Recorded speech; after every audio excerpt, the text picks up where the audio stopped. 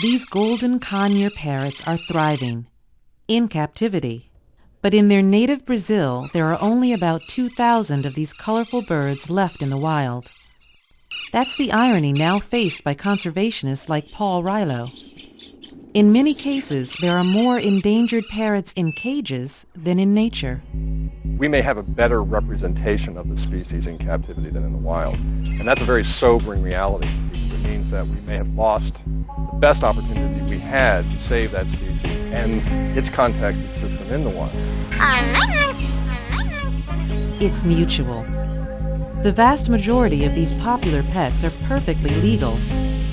Rare species have been in the United States for generations, but endangered parrots are also traded illegally.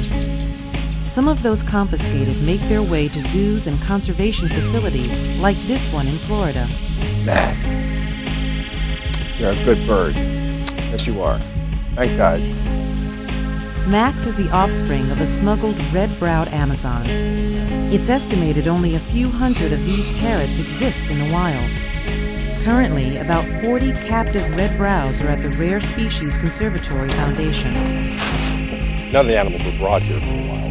They were already in captivity, so the question becomes, how can we make the best of it? In some cases, they were confiscated. They were illegally brought.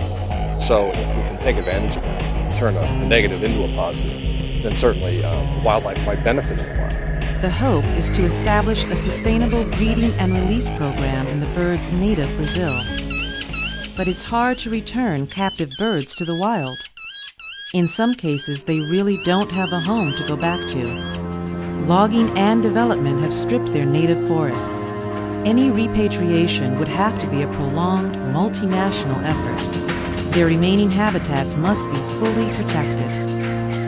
And they would have to be released slowly, one generation in cages at the site, the next generation protected in large enclosures, and finally a generation that could fly free without a helping hand from humans. The short answer is it can be done, but it's very tough. It's far cheaper, it's far more efficient to save species in the wild where they still exist. Conservationists say if countries don't act soon to protect the parrot populations, then the only way to see some of the world's more beautiful birds will be in cages, far from their native lands.